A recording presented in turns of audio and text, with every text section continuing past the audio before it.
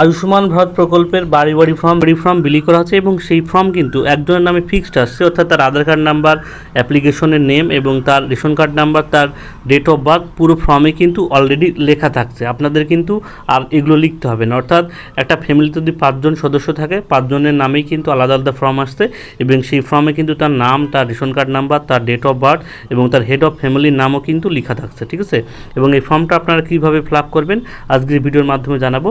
ভিডিওটি অবশ্যই প্রথম থেকে শেষ পর্যন্ত দেখবেন এবং সবার সুবিধার্থে শেয়ার করবেন এবং গুরুত্বপূর্ণ আপডেট পেতে অবশ্যই চ্যানেলকে সাবস্ক্রাইব করে রাখবেন। দেখতে পাচ্ছেন এই ফর্মটা কিন্তু বাড়ি বাড়ি পৌঁছে দেওয়ার ফর্ম। এই ফর্মটা কিন্তু আপনার নিকটবর্তী আশাকর্মী বা আপনার পাড়ার যে মেম্বার আছে সে কিন্তু ফর্মটা আপনাদের দিয়ে যাবে এবং সেই ফর্মটা তার কাছে কিন্তু ফিল আপ করে আপনারা জমা দিয়ে দেবেন। ঠিক আছে, দেখতে পাচ্ছেন ফর্ম ফিল আপের প্রথমেই দেখতে পাচ্ছেন এখানে লেখা আছে আয়ুষ্মান ভারত এবং এখানে আপনি অবশ্যই বড় হাতের অক্ষর দিয়ে লিখবেন, কালো কালি বা নীল কালি দিয়ে। প্রথমে আছে ডেট, অর্থাৎ যে তারিখে আপনি ফর্মটা জমা দেবেন সেই ডেটটা কিন্তু এখানে আপনাকে লিখে দিতে হবে। ঠিক আছে, এখানে দেখতে পাচ্ছেন যার নামে ফর্মটা এসেছে তার আধার কার্ড নাম্বার এখানে লেখা আছে, তার নাম লেখা আছে, তার রেশন কার্ড নাম্বার লেখা আছে।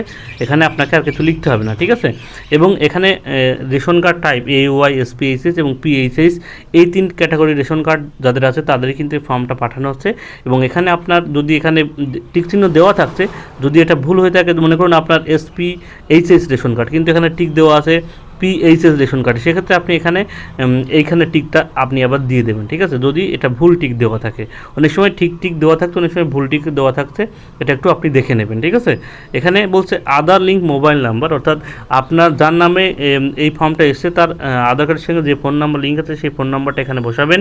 তার জেন্ডারটা দেখতে পাচ্ছেন সিলেক্ট করা আছে, যদি না সিলেক্ট করা থাকে সিলেক্ট করে দেবেন।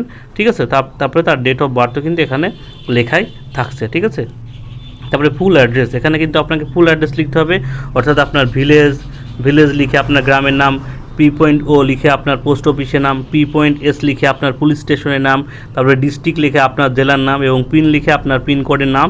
এখানে কিন্তু পুরো ডিটেলস লিখে দেবেন এবং সাথে আপনার হাউস নাম্বারটা কোথায় পাবেন, আপনার ভোটার লিস্টে দেখতে পাবেন হাউস নাম্বারটা লেখা আছে। ঠিক আছে, সেই ভোটার লিস্ট থেকে আপনার হাউস নাম্বারটা আপনি লিখে নেবেন অবশ্যই। ঠিক আছে, তারপরে দেখতে পাচ্ছেন এখানে ডিস্ট্রিক্ট এখানে সিলেক্ট করা আছে, ব্লক সিলেক্ট করা আছে, গ্রাম পঞ্চায়েতও সিলেক্ট করা আছে। ঠিক আছে, এখানে ফ্যামিলি হেড নেম, অর্থাৎ আপনার পরিবারের যে হেড অফ ফ্যামিলি আছে এটা রেশন কার্ড হিসাবেই কিন্তু নাম আসছে, অনেক ক্ষেত্রে ভুল থাকতে পারে, সেক্ষেত্রে আপনি এটা এক টান দিয়ে কেটে এখানে কিন্তু আপনার পরিবর্তন হলে সেটা আপনি লিখে দিতে পারেন। ঠিক আছে, টোটাল ফ্যামিলি মেম্বার, আপনার ফ্যামিলিতে টোটাল কতগুলো মেম্বার আছে সেটা কিন্তু এখানে লিখবেন।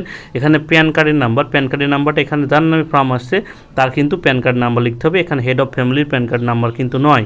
আশা করি আপনারা এই ব্যাপারটা বুঝতে পেরেছেন। তারপর এপিক নাম্বার দেখতে পাচ্ছেন, এখানে এপিক নাম্বার হলো তো যার নামে ফর্ম আসছে তার ভোটার কার্ড নাম্বারটা এখানে লিখবেন। তার এসি নাম্বার হলো তার বিধানসভার নাম এখানে কিন্তু লিখবেন। পার্ট নাম্বার মানে হলো আপনার যে বুথে আপনি ভোট দেন সেই বুথ নাম্বারটা এখানে লিখতে হবে এবং সিরিয়াল নাম্বার হলো আপনার ভোটার কার্ডের লিস্টে যে সিরিয়ালে আপনার নামটা আছে সেই সিরিয়াল নাম্বারটা এখানে লিখে দেবেন। আপনি ভোটার লিস্টে কিন্তু এগুলো পেয়ে যাবেন এবং এগুলো বের করতে হয় কীভাবে তার ভিডিও কিন্তু আমার করা আছে, আমি ডেসক্রিপশন বক্সে লিঙ্ক দিয়ে দেবো, চাইলে সেই ভিডিওটা দেখলেই কিন্তু আপনি একদম অনলাইনে 2 মিনিটের মধ্যে আপনার পার্ট নাম্বার, আপনার সিরিয়াল নাম্বার, আপনার বিধানসভার নাম্বার সমস্ত কিছু কিন্তু আপনি বের করতে পারবেন। ঠিক আছে, এখানে তো আপনার লেখা আছে দেখতে পাচ্ছেন স্বাস্থ্যসাথী ডিটেলস, অর্থাৎ আপনার স্বাস্থ্যসাথী নাম্বার এখানে লিখতে হবে। যদি যার নামে ফর্ম এসছে তার নামে যদি স্বাস্থ্যসাথী কার্ড নাম্বার না থাকে তাহলে স্বাস্থ্যসাথী কার্ড নাম্বার এখানে বসানোর কোনো কিন্তু দরকার নেই। ঠিক আছে, স্বাস্থ্য নাম লিখে এখানে ফাঁকা রাখবেন। ঠিক আছে, আর এখানে একটা কথা বলি, অর্থাৎ যার নামে ফর্ম এসছে তার যদি প্যান কার্ড না থেকে থাকে তাহলে এখানে কোনো প্যান নাম্বার বসানোর দরকার নেই, এখানেও কিন্তু আপনি ফাঁকা রেখে দেবেন। ঠিক আছে, তারপরে নিচের দিকে যেটুকু আছে দেখতে পাচ্ছেন এটুকু আপনাদের জন্য নয়, এটুকু কিন্তু আপনাদের অফিসিয়ালদের জন্য, এখানে আপনাকে কিছু করতে হবে না।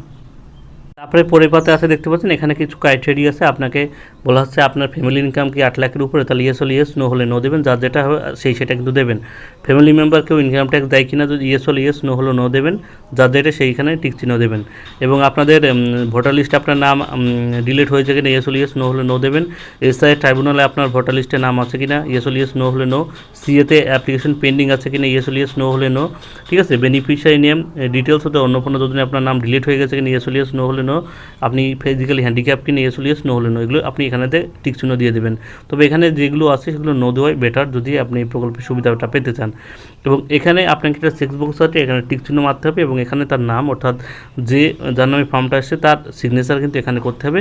সে যদি সিগনেচার না করতে পারে তার কিন্তু টিপসই কিন্তু এখানে দিতে হবে এবং নিচের দিকে আপনাকে কিছু করতে হবে না, এটা কিন্তু অফিসিয়ালদের জন্য, ঠিক আছে। অর্থাৎ এই ফর্মটা কিন্তু এইভাবে সুন্দরভাবে ফিল আপ করবেন। কীভাবে করবেন দেখিয়ে দিলাম।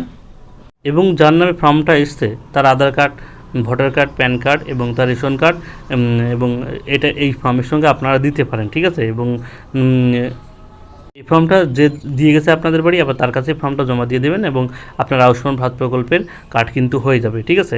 আশা করি সবাই বুঝতে পেরেছেন ফর্ম ফিল আপটা কীভাবে করবেন। কারো যদি বুঝতে অসুবিধা হয় সে অবশ্যই কমেন্ট বক্সে জানাবেন এবং ভিডিওটি প্রচুর শেয়ার করবেন সবার সুবিধার্থে, কারণ প্রত্যেকের বাড়ি কিন্তু বর্তমানে এই ফর্মটা কিন্তু পৌঁছে দেওয়া হচ্ছে আয়ুষ্মান ভারত প্রকল্পের নাম নথিভুক্ত করার জন্য।